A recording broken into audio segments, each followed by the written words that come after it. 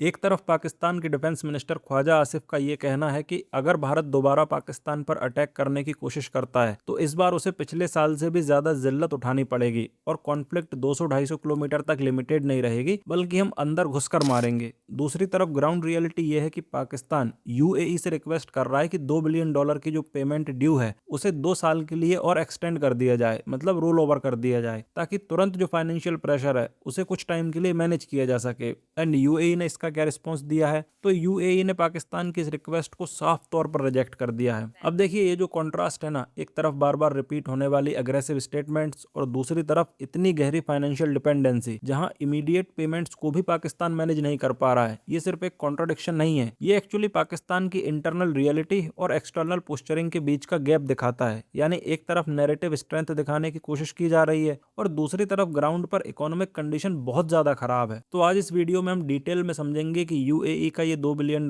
का इशू असल में है क्या, और साथ ही मैं आपको $450 मिलियन के एक ऐसे लोन के बारे में बताऊंगा जिसका रीपेमेंट पाकिस्तान लगभग 30 साल के बाद अब जाकर कर रहा है। एंड ऑब्वियसली ये भी देखेंगे कि पाकिस्तान की ये गिरती हुई इकोनॉमिक कंडीशन का भारत के लिए क्या मतलब निकलता है। नाउ फर्स्ट ऑफ ऑल आपको ये समझना होगा कि ये पैसा एक्चुअली है क्या, क्योंकि आपने न्यूज में बार बार लोन शब्द सुना होगा। यूएई ने पाकिस्तान को लोन दिया, पाकिस्तान यूएई का लोन वापस करेगा, मगर टेक्निकली देखा जाए तो ये ट्रेडिशनल सेंस में लोन नहीं है। देखिए लोन क्या होता है, जब एक कंट्री दूसरी कंट्री को सीधे तौर पर पैसा देती है और रिसीविंग कंट्री उस पैसे को अपने हिसाब से यूज करती है, प्रोजेक्ट्स में लगाती है, इकोनॉमी में इंजेक्ट करती है और फिर एक फिक्स्ड टाइम या स्केड्यूल के अकॉर्डिंग इंटरेस्ट के साथ वापस करती है। ये होता है एक ट्रेडिशनल लोन स्ट्रक्चर।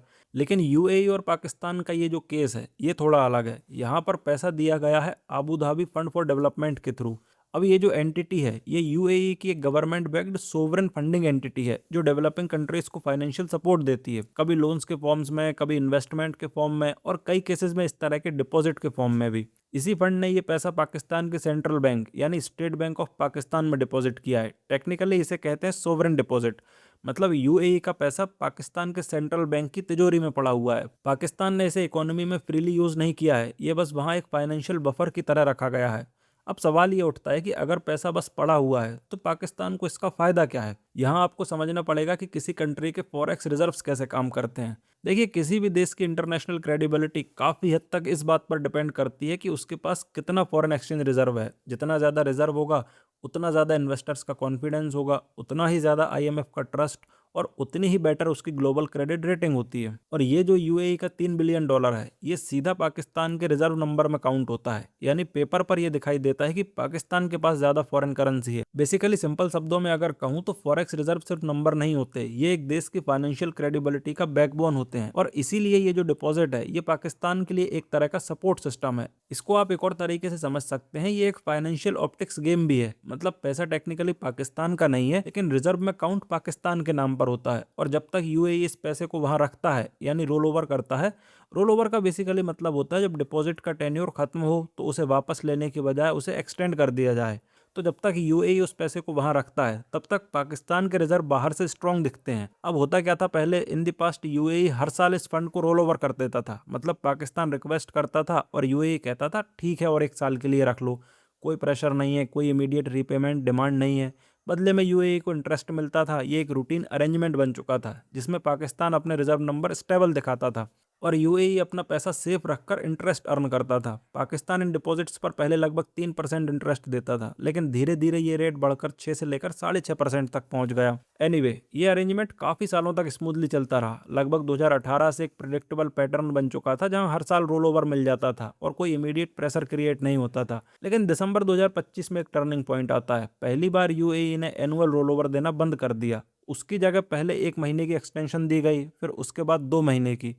अब ये जो रोल ओवर पीरियड का ग्रेजुअली छोटा होना है ना, ये अपने आप में एक सिग्नल था कि यूएई अब लॉन्ग टर्म कमिटमेंट के मूड में नहीं है। पाकिस्तान ने यूएई से रिक्वेस्ट की थी कि ये $2 बिलियन का अमाउंट कम से कम 2 साल के लिए और रोल ओवर कर दिया जाए और इंटरेस्ट रेट भी रिलेटिवली लोअर किया जाए। जो 6% है उसे अराउंड 3% के आसपास रखा जाए ताकि रीपेमेंट प्रेशर को मैनेजेबल बनाया जा सके। लेकिन यूएई ने इस रिक्वेस्ट को एक्सेप्ट नहीं किया। उल्टा सिचुएशन ये हो गई कि एक्सटेंशन और भी शॉर्ट टर्म होती चली गई। फिर फरवरी 2026 में डेप्यूटी पीएम इसकदार ने खुद यूएई ऑफिशियल से डायरेक्ट कांटेक्ट किया। उसके बाद यूएई ने सिर्फ 2 महीने की फाइनल एक्सटेंशन दी जो 17 अप्रैल 2026 तक वैलिड है। और अब यूएई क्लियरली ये एक्सपेक्ट कर रहा है कि पैसा वापस किया जाए। अब ये टोटल रीपेमेंट वैसे तो है 3.5 बिलियन की, और इसमें से 450 मिलियन का एक ऐसा अमाउंट भी है जो ओरिजिनली 1996 के आसपास लिया गया था। उस समय ये पैसा सिर्फ शॉर्ट टर्म रिक्वायरमेंट के लिए लिया गया था, लगभग 1 साल के लिए, लेकिन वो अमाउंट मल्टीपल रोल ओवर्स के थ्रू सिस्टम में बना रहा और अब पाकिस्तान उसे लगभग 30 साल बाद रीपे कर रहा है। कर पाता है या नहीं ये तो अपने आप में देखने वाली बात होगी, बट हाँ, 1 साल के लिए लिया गया पैसा अब 3 दशकों के बाद वापस किया जा रहा है। अब यह सवाल ये है कि यूएई ने अचानक ऐसा क्यों किया? कई सालों से जो रोल ओवर दे रहा था सडनली उसे क्यों बंद कर दिया? देखिए, इसका जवाब पाकिस्तान में नहीं है, इसका जवाब आपको मिलेगा मिडिल ईस्ट की करंट सिचुएशन में। यूएई ने इमीडिएट रीपेमेंट इसलिए मांगी क्योंकि रीजन की जियोपॉलिटिकल सिचुएशन रैपिडली इवॉल्व हो रही है। आप सभी जानते हैं यूएस, इजराइल और ईरान के बीच कॉन्फ्लिक्ट चल रहा है, और इस तरह की अनसर्टेनिटी में कंट्रीज अपने फाइनेंशियल असेट्स को रिस्क पर नहीं रखना चाहती। यूएई खुद एक ऐसे रीजन में बैठा है जहां टेंशंस ऑलरेडी हाई हैं। जो कॉन्फ्लिक्ट चल रही है उसमें ईरानियन मिसाइल्स और ड्रोन एक्टिविटी का इम्पैक्ट गल्फ रीजन तक देखने को मिला है, और ऐसे एनवायरनमेंट में कोई भी कंट्री अपने एक्सटर्नल फाइनेंशियल असेट्स को रिस्क पर नहीं छोड़ना चाहेगी। बहुत सिंपल लॉजिक है, अनसर्टेनिटी बढ़ती है तो कंट्रीज अपना पैसा सिक्योर करने लगती हैं। एंड पाकिस्तान की गवर्नमेंट इस सिचुएशन को कैसे प्रेजेंट कर रही है? तो पाकिस्तान के फॉरेन ऑफिस ने अपने ऑफिशियल स्टेटमेंट में इसे एक रूटीन फाइनेंशियल ट्रांजैक्शन बताया है, और ये कहा है कि इसमें किसी तरह की ओवर इंटरप्रिटेशन की ज़रूरत नहीं है। साथ ही ये भी हाईलाइट किया गया है कि यूएई के डिपॉजिट्स पाकिस्तान की इकोनॉमिक स्टेबिलिटी के लिए उनके कॉन्टिन्यूड सपोर्ट को रिफ्लेक्ट करते हैं। लेकिन ग्राउंड रियलिटी और ऑफिशियल नैरेटिव के बीच का डिफरेंस समझना बहुत ज़रूरी है। क्या पाकिस्तान ये पैसा रियलिस्टिकली रीपे कर सकता है? और अगर कर भी देता है तो उसके बाद सिचुएशन कैसी दिखेगी? एंड यहाँ मैं कोई पर्सनल ओपिनियन नहीं दूंगा, हम सिर्फ नंबर्स देखेंगे, डेटा देखेंगे और उसके बेसिस पर सिचुएशन को समझने की कोशिश करेंगे। नाउ, पाकिस्तान की गवर्नमेंट ने अप्रैल का जो रीपेमेंट स्केड्यूल बनाया है वो कुछ इस तरह से है। 8 अप्रैल को लगभग 1.3 बिलियन का यूरो बॉन्ड मैच्योर हो रहा है, वो पेमेंट करना है। 11 अप्रैल को 450 मिलियन का रीपेमेंट ड्यू है। 17 अप्रैल को यूएई को $2 बिलियन देना है, जिसके बारे में हम डिस्कस कर रहे हैं, और 23 अप्रैल को एडिशनल $1 बिलियन का रीपेमेंट स्केड्यूल है। यानी ये सारे पेमेंट्स एक ही महीने में लाइंड अप हैं। अब स्टेट बैंक ऑफ पाकिस्तान के रिजर्व लगभग $16.38 बिलियन के आसपास हैं। तो सरफेस लेवल पर देखा जाए तो लगता है कि पैसा अवेलेबल है, लेकिन यहाँ थोड़ा रोकना जरूरी है, क्योंकि सिर्फ ये कह देना कि पैसा है ये पूरी पिक्चर नहीं बताता। ये रिजर्व असल में एक बफर की तरह काम करते हैं। आप इसे एक सेफ्टी नेट समझ सकते हैं जो इमरजेंसी सिचुएशन में अपनी इकोनॉमी को स्टेबल रखता है। और अगर अप्रैल के ये सारे रीपेमेंट्स एग्जीक्यूट होते हैं तो एस्टिमेट्स के अकॉर्डिंग पाकिस्तान के सेंट्रल रिजर्व में लगभग 18% की गिरावट आ सकती है। लेकिन ये सब इतना सिंपल नहीं है जितना दिखाई दे रहा है, क्योंकि इस पूरी स्टोरी में एक तीसरा प्लेयर भी है और बहुत इंपॉर्टेंट प्लेयर है, वो है आईएमएफ। पाकिस्तान का जो $7 बिलियन का IMF extended fund facility program है, उसके अंडर एक कंडीशन ये भी है कि सऊदी अरेबिया, यूएई और चाइना, ये तीनों कंट्रीज मिलकर लगभग 12.5 बिलियन के डिपॉजिट्स पाकिस्तान के सेंट्रल बैंक में मेंटेन करेंगे।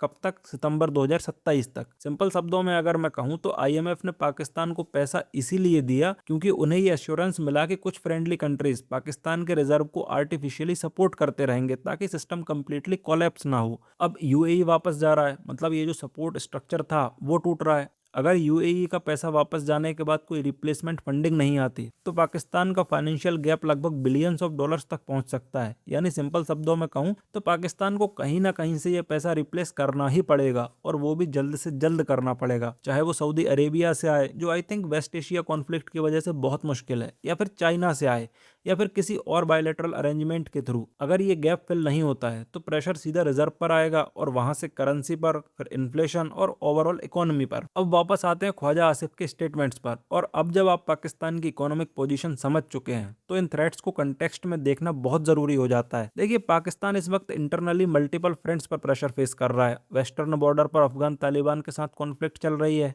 बलूचिस्तान में अनरेस्ट है, और इकोनॉमी आईएमएफ सपोर्ट पर डिपेंडेंट है। ऐसी सिचुएशन में इंडिया को अग्रेसिवली टारगेट करना और स्ट्रॉन्ग स्टेटमेंट्स देना एक तरह का डोमेस्टिक यूनिफाइंग टूल बन जाता है। और ये पैटर्न ऐसा नहीं है कि नया है। जब भी पाकिस्तान इंटरनली प्रेशर में होता है, चाहे इकोनॉमिक क्राइसिस हो, पॉलिटिकल इंस्टेबिलिटी हो, या मिलिट्री को जस्टिफाई करना हो कि उनके पास इतनी पावर क्यों है, तब इंडिया का थ्रेट नैरेटिव एक्टिवेट कर दिया जाता है। लेकिन यहाँ एक चीज क्लियरली समझनी जरूरी है, इसका मतलब ये नहीं है कि थ्रेट्स को कम्प्लीटली इग्नोर कर दिया जाए, क्योंकि एक इकोनॉमिकली अनस्टेबल कंट्री अनप्रिडिक्टेबल भी होती है। हालांकि इंडिया की तरफ से स्टांस बहुत क्लियर है, हमारे रक्षा मंत्री राजनाथ सिंह ने पहले ही क्लियर कर दिया है कि कोई भी बॉर्डर मिस एडवेंचर एक डिसाइसिव और डिस्प्रोपोर्शनेट रिस्पॉन्स को इनवाइट करेगा, यानी डिटरेंस भी क्लियर है और प्रिपेयर्डनेस भी है। अब देखना इंटरेस्टिंग होगा कि क्या पाकिस्तान ये यूएई का पैसा वापस लौटा पाता है या फिर एक एग्रीमेंट के चांस हैं जिसके अंडर की यूएई इस पैसे को वापस पाकिस्तान में ही इन्वेस्ट कर देगा। इससे हालांकि पाकिस्तान का कर्ज माफ नहीं हो जाएगा, लेकिन इससे होगा ये कि पाकिस्तान को इमीडिएट कैश फ्लो नहीं देना पड़ेगा। मतलब जो भी पैसा होगा, फिर वो चाहे करप्शन में जाए या डेवलपमेंट में, वो पैसा यूएई को इमीडिएट तौर पर नहीं देना होगा पाकिस्तान को। खैर, अगर इससे रिलेटेड कोई भी कंक्रीट अपडेट आती है तो हम उसे ज़रूर डिटेल में डिस्कस करेंगे। मैं मिलूंगा आपसे अगली वीडियो में। For the time being this was all from my side. Thank you for watching. This is Harshvardhan Gurjar signing off.